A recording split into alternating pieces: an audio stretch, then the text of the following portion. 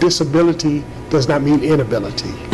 That short yet powerful statement by Teddy Pengraham, spoken after the devastating car crash that confined him to a wheelchair for the rest of his life, was more than just a message of resilience. It was the key that unlocked a dark journey, one where long-hidden secrets slowly began to emerge. Teddy was once an R&B superstar of the 1970s, a commanding figure who ruled the stage with his rich baritone and magnetic presence. But the spotlight vanished after the fateful 1982 crash, a suspicious accident, a mysterious woman in the passenger seat, and a silence that lasted for decades. Why did Teddy never speak out? What caused his career to crumble? And his fortune to disappear? And his final will, was it truly his will? Or the product of unseen manipulation? This journey retraces each step to uncover the final secret of Teddy Pengraham. Let's begin the discovery right now. The rise of an R&B legend. Philadelphia, early 1970s. A vibrant city where the air pulsed with soul music, and every street corner could echo the voice of someone chasing a dream. Amid this swelling musical tide, one name quietly rose from behind the drum kit: Theodore Darius Pendergrass. Teddy was not born to be ordinary. As the only son in a devout family, he was raised by a strict mother in the church, where music was not just art, but ritual. At age 3, Teddy was already singing gospel hymns that stunned entire congregations. But it was discipline and a burning passion for music that pushed him beyond the church walls, into a world where dreams were measured in record sales and the screams of thousands. He started out with the Cadillacs, then smaller acts, like the Soul Messengers, but Teddy remained just a shadow behind the drums. That changed with a fateful encounter with Harold Melvin, the leader of Harold Melvin and the Blue Notes. Originally brought on as a background drummer, Teddy's rich, resonant baritone quickly caught Melvin's attention. One note from Teddy could silence an entire room. Before long, he was promoted to lead vocalist. And it was there that Teddy took flight. The group's first album with him was I Miss You 1972. But the breakout came with If You Don't Know Me By Now the same year. The song soared to #1 on the Billboard R&B chart and #3 on the Hot 100, catapulting the group to soul stardom. Yet fame came at a cost. Despite being the voice of the group, Teddy was still just a member of a band named after someone else, Harold Melvin, a fact that gnawed at him. In 1976, after mounting disputes over money and control, Teddy left the group to go solo. And in just 3 years, he released 4 consecutive platinum albums, a feat unheard of for an R&B artist at the time. From Close the Door to Turn Off the Lights, Teddy redefined sensual ballads, equal parts intimacy and power. His image as the ladies' man was crafted with precision. His ladies-only concerts became the stuff of legend, thousands of women paying top dollar just to hear Teddy whisper love songs in a setting drenched in roses and champagne. He wasn't just a singer, he was a living symbol of desire. By the late 1970s, Teddy owned a private estate, a fleet of luxury cars, including the iconic Rolls-Royce, and had earned the nickname Black Elvis. But beneath the glitter cracks had begun to form complicated dealings with the press, tangled romantic entanglements, and backstage interference from underworld forces in Philadelphia's music scene. Even so, Teddy held his throne. By 1981, he had sold over 10 million albums and became the first Black R&B artist with 5 consecutive platinum-certified records. He was entering the peak of his power both artistically and personally. But just as he reached his summit, fractures began to show subtle but deep, quietly steering him toward a life-altering event just months away. The fateful night of 1982. The night of March 18, 1982 was cold and gloomy in Philadelphia, as if foreshadowing a looming tragedy. At the time, Teddy Pengraham was at the peak of his fame. He had it all: success, fortune, and a legion of fans who worshipped his every move. But few could have imagined that within a matter of minutes on the winding road of Lincoln Drive, his life would be forever altered, and with it a series of mysteries that have never been fully explained. That evening, Teddy had just left Club Elan after meeting with friends. Accompanying him was Tenica Watson, a young, elegant woman who had worked in performance and modeling. They barely knew each other, and as a gentleman, Teddy offered her a ride home in his green Rolls-Royce. It was a gesture typical of someone like Teddy. But what happened next quickly broke from the ordinary. Shortly after 1 a.m., as the car approached one of Lincoln Drive's infamous sharp curves, a stretch known for frequent accidents. The Rolls-Royce suddenly veered out of control. It swerved across the opposite lane, tore through a guardrail, and slammed head-on into a large tree. The deafening crash tore through the stillness of the night. In an instant, the lights music and cheering crowds were replaced by twisted metal and faint cries for help. Watson, who suffered only minor injuries, was the first to crawl out and seek assistance. Meanwhile, Teddy was trapped in the driver's seat, his neck twisted unnaturally, unable to move. Witnesses claimed that before losing consciousness, he uttered one cryptic sentence that ignited a storm of speculation. "Don't let them hurt me." It was the last thing he said before being rushed to the hospital. Amid an ongoing lawsuit between Teddy and the Philadelphia police, the phrase was seized upon by the media as an ominous hint. Even stranger reporters arrived at the crash scene within minutes, some even before the ambulance. Later witnesses claimed the press had prior knowledge of the incident, raising suspicions that someone may have orchestrated or at least anticipated the crash. What once seemed like a simple accident now bore the marks of something more sinister. But the story didn't stop there. Within days, the press revealed that Tenica Watson was a transgender woman. In 1982, America still steeped in stigma. This revelation exploded like a media grenade. Teddy was instantly subjected to invasive scrutiny, rumors about his sexuality, and salacious whispers of a sex accident in the car. Tabloids ran wild with headlines suggesting everything from an intimate encounter gone wrong to Teddy losing control upon learning the truth about Tenica. Tenica would later tell reporters Teddy was a gentleman. He was never angry or confused. "We were simply two people riding home." Her account contradicted the lurid tales being spun in the press. But once rumors spread, truth lost its grip. And Teddy, once a symbol of romance and desire, became the subject of crude gossip and shameful conjecture. Amid the media circus, doctors released the official diagnosis: Teddy had fractured his cervical spine and was paralyzed from the chest down permanently. For an artist who once commanded the stage with every step and graceful gesture, it was a devastating sentence. He had once stood before thousands of screaming fans. Now he lay motionless in a hospital bed, facing a future he could never have imagined. Beneath the surface of scandal and suspicion was a man struggling to survive. His family kept vigil. Fans prayed. But one question haunted everyone. Was the crash truly accidental or something more? Did someone want Teddy off the stage for good?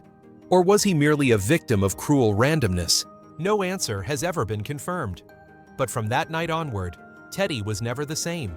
And whatever truly happened on Lincoln Drive remains an unhealed scar in the memory of his fans. A new chapter was beginning, one filled with theories, conspiracies, and an unending search for the final truth. Accident or conspiracy? The unresolved mysteries. When a celebrity like Teddy Pendergrass gets into an accident, the public often finds it hard to accept that it was merely due to a mechanical failure or cruel fate. Given Teddy's stature and the complexity of his personal and professional relationships, the 1982 crash immediately became a magnet for conspiracy theories. A car with failed brakes, a mysterious woman, a cryptic statement, a series of strange events before and after. All of it formed an incomplete yet haunting picture that led people to ask, was it truly an accident or a plan already in motion? According to the initial investigation, Teddy's Rolls-Royce suffered a brake failure, which caused him to lose control and crash into a tree. This conclusion was further supported when Rolls-Royce later agreed to compensate Teddy, indirectly acknowledging the possibility of a technical fault. But what raised more suspicion was that just a week earlier, Teddy had been in a minor collision with another of his cars, a Maserati. And even more troubling, his friends revealed that they had previously found the brake lines of several vehicles in Teddy's collection had been cut by whom, and for what purpose, no one knew. These details suggest that the crash may not have been the first time Teddy encountered issues with his vehicles. Could this have been an alarming coincidence, or were these silent warnings before tragedy struck? One of the most prominent theories is that the crash was a retaliatory act by the Philadelphia police. Prior to the accident, Teddy was pursuing a $500,000 lawsuit against the city's police department for harassment and discrimination. In that context, the statement, "Don't let them hurt me," which Teddy uttered right after the crash, sparked even more suspicion. Did he feel he had been targeted? Philadelphia in the early 1980s was a place where tensions between the black community and law enforcement were running high. A wealthy, famous black man with a garage full of luxury cars and a willingness to sue authorities could easily become a thorn in the side of those in power. While there is no legal evidence to confirm this theory, the fact that media arrived at the crash scene even before the ambulance is a lingering question that remains unanswered to this day. One cannot overlook the name Taaz Lang, Teddy's former girlfriend and manager, who was shot dead right outside her home in 1977. The case remains unsolved, but many believe her death was connected to the Black Mafia, a criminal organization that had significant influence over the black entertainment industry in Philadelphia at the time. Taaz was said to have tightly controlled Teddy's career and finances, something that did not sit well with certain powerful figures. With that precedent, the theory that the 1982 crash was a warning shot meant to push Teddy off the stage began to gain traction. Teddy himself had faced pressure to sign contracts he didn't want or to pay under-the-table protection fees to certain powerful individuals. By refusing such conditions, he may have put himself in the crosshairs. Beyond the criminal and political conspiracy theories, there were also malicious rumors on a personal level.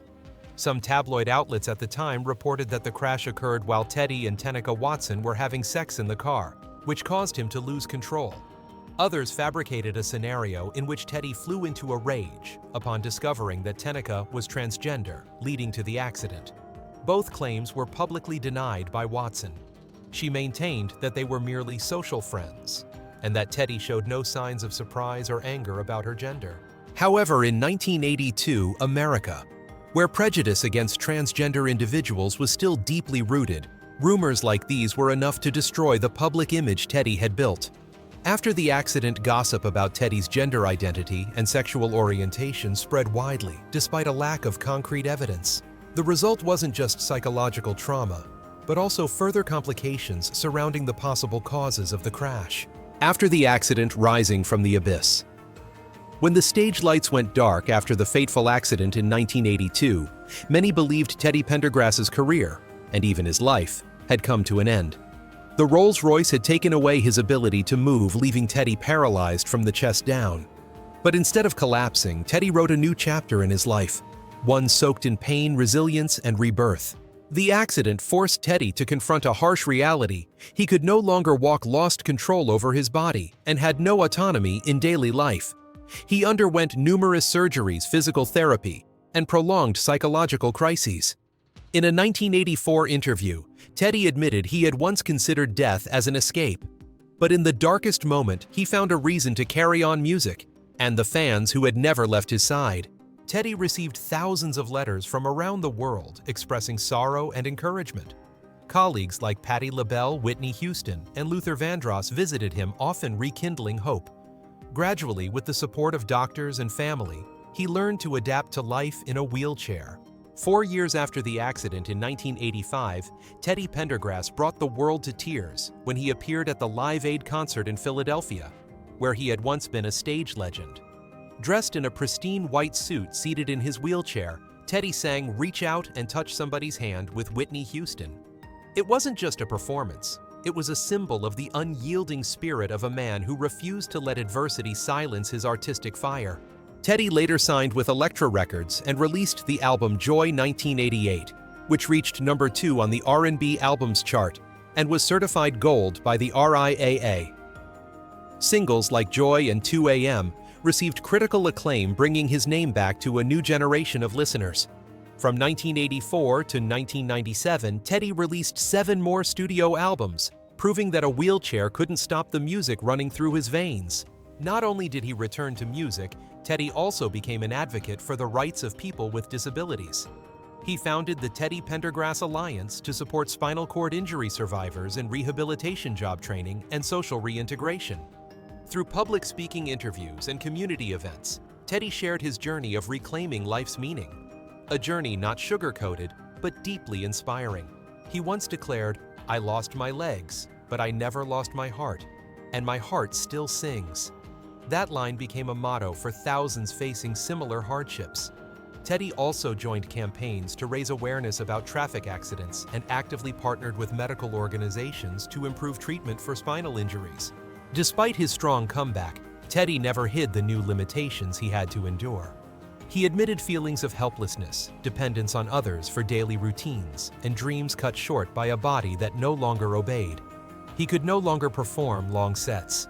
Touring became a burden, and even romantic relationships were affected. In 1992, he married Karen Still, a former dancer who had worked with the Commodores. She became a resilient life partner standing by Teddy through all challenges. However, the marriage faced conflicts, especially as Teddy's career began to decline in the late 1990s. In 2006, Teddy announced his retirement after releasing his final album, This Christmas I'd Rather Have Love, and embarking on a farewell tour. By then, he had spent over 24 years in a wheelchair, yet still retained his charm smile and mesmerizing voice. To millions of fans, Teddy Pendergrass was more than an R&B singer. He was a symbol of spiritual strength, of overcoming adversity with pride and love for the arts. And that's why his death in 2010, following a complex colon surgery, was met with such deep sorrow. But before death closed Teddy's life, he had proven that no accident can define a person, if they still have the will to define themselves. And from there, a lingering question echoes once again. Did Teddy truly get to live his life to the fullest? Or was he forever the victim of unresolved conspiracies? A new chapter, perhaps the most haunting one, is about to unfold. The final years and death. Although Teddy Pendergrass had defied fate to return to the stage, he could not escape the marks of time and the toll on his body from the accident. His final years were quieter, yet no less meaningful, as he transformed from an R&B star into a living symbol of resilience and compassion. After nearly 2 decades of comeback and contribution, Teddy began retreating from public performance life in the early 2000s. Tours became less frequent, and recording sessions slowed down. He devoted more of his energy to social work, particularly the Teddy Pendergrass Alliance, a foundation that helped hundreds of people with disabilities receive vocational training, legal counseling, and rehabilitation. In a talk at Temple University, where he had once studied, Teddy shared emotionally, "I'm no longer the man who sang, 'Turn off the lights' on big stages. Now I just want to be a light for those walking in darkness." That statement felt like a farewell to music, opening a new phase quieter but filled with humanity. In 2006, he officially announced his retirement. His final album, This Christmas I'd Rather Have Love, was a gentle but moving goodbye to his fans. Though he no longer performed on stage, Teddy continued to appear at charity events, mentor young artists, and participate in music documentaries. Though strong in spirit, Teddy could not resist the severe consequences of his spinal injury. He frequently needed anti-inflammatory medications and dealt with digestive and circulatory issues. According to family members, he was hospitalized multiple times due to urinary infections and mild kidney failure. At the end of 2009, Teddy underwent a complex colon surgery at Bryn Mawr Hospital in Pennsylvania. Though initially considered successful, he quickly deteriorated post-surgery. His body weakened, his immune system declined, and complications prevented recovery as expected. On January 13, 2010, Teddy Pendergrass drew his last breath at age 59 after nearly a month in the hospital. The official cause of death was post-operative complications, but in the hearts of fans, the death left many lingering questions, for Teddy had once overcome much harsher challenges. News of his passing spread quickly across the globe. From major networks like CNN and BBC to younger artists like John Legend, Alicia Keys, and Usher, all expressed profound sorrow. Patti LaBelle broke down in tears when speaking of her old friend. He wasn't just a voice, he was a beautiful soul. Teddy's funeral took place at Enon Tabernacle Baptist Church in Philadelphia, where he had once sung in his early years. Thousands stood in the rain to say goodbye. The media called it a farewell to an unyielding warrior, while local press declared Philadelphia has lost an irreplaceable icon. Teddy Pendergrass left behind 13 studio albums, over 20 top 10 R&B hits, and an irreplaceable legacy in modern soul and R&B. But more than that, he left a legacy of inner strength, courage in adversity, and compassion passed on to future generations. His death closed the chapter on an extraordinary life, but also opened unanswered questions, especially regarding the true cause of the 1982 accident and the murky events surrounding him in his final years. Perhaps Teddy wasn't merely a victim of an accident, but also an unwilling witness to secrets larger than his life.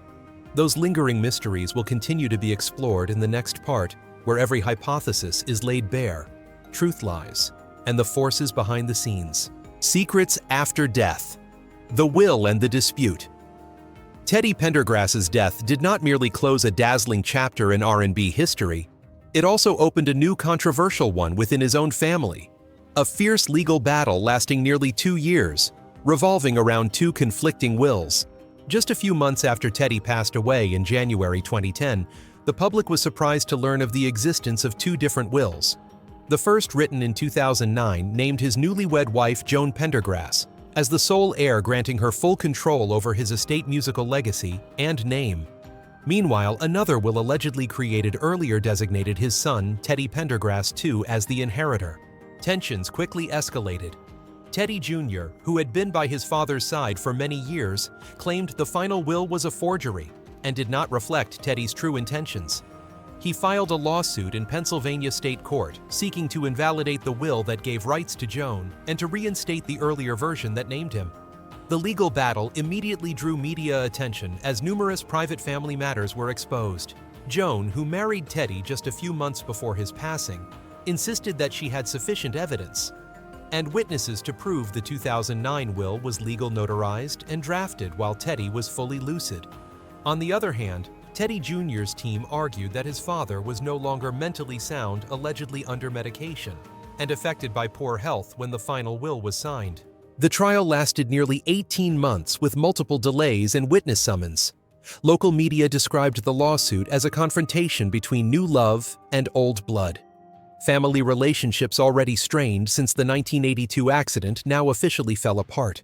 Many members of the extended family sided with the son, while others chose to remain silent. In May 2011, the Pennsylvania court officially ruled in favor of Joan Pendergrass. According to the verdict, the 2009 will was deemed valid, and Joan was granted full control over the late singer's estate. This decision not only sparked public controversy, but also left a permanent crack in family ties. However, what saddened many even more was Teddy's actual financial situation at the time of his death. Although he once lived in multi-million-dollar mansions and enjoyed extravagant spending during his prime by the end of his life, his assets had dwindled to modest levels. The house he shared with Joan in Bryn Mawr was foreclosed shortly after his death due to unpaid mortgage debt. His former estate in Gladwin, which had appeared on various television programs, had already been sold earlier to cover medical expenses and living costs after his accident. Revenue from music royalties continued to flow in steadily, but it was no longer enough to sustain his previous lifestyle. The Philadelphia Inquirer once quoted a close friend of Teddy saying, "He once stood at the peak of fame, but he tasted the full bitterness of loss and disappointment. In the end, Teddy just longed for a home and peace, but even that became too luxurious." What happened after Teddy Pendergrass's death reveals how fame can sometimes obscure the raw truth of wounds and disputes. A will, seemingly a simple tool to express one's final wishes, became the epicenter of a family tragedy. But perhaps that was the final cautionary tale Teddy unwillingly left behind for the world. And yet, the story didn't stop there. Beneath the surface of legal disputes, whispers of conspiracy quietly circulated within artistic circles, that an invisible hand may have orchestrated this outcome from the 1982 accident to the final will. The next part will dive deep into those theories where the boundary between truth and darkness becomes hauntingly thin. Who was pulling the strings behind Teddy's fate? From the moment of the tragic 1982 accident, questions began to surface, not just in the media, but also among fans.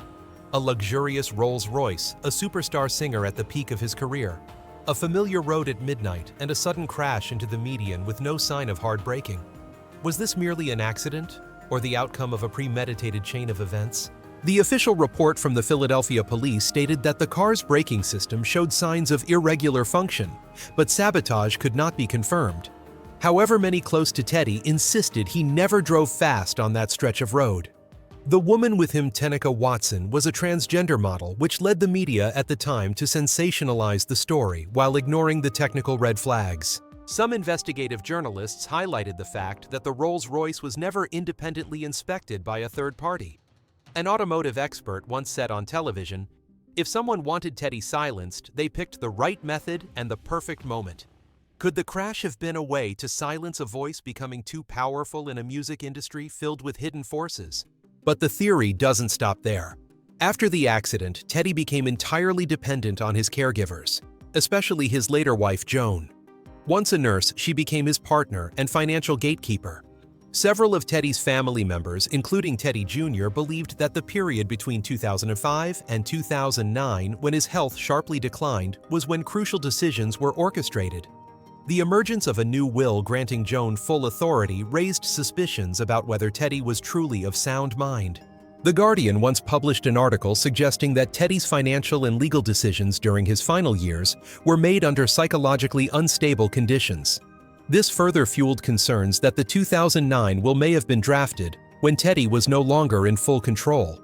Moreover, the question of missing assets was never fully resolved. Many estates and properties once owned by Teddy or his representing companies were transferred mortgaged or sold in the few years leading up to his death. Although all legal documents were in order, fans and observers continued to wonder how could a superstar like Teddy end up nearly penniless? Some have proposed that Teddy may have been manipulated by a small inner circle, those who controlled his schedule access to doctors, lawyers, and all external communication. If true, then the final years of his life resembled a kind of soft confinement disguised as care. And if there really was a conspiracy, could it have been in motion since that fateful crash in 1982? To this day, no one can offer a definitive conclusion. All that remains are theories assembled from scattered sources, first-hand accounts, and a sequence of unusual events that span 3 decades.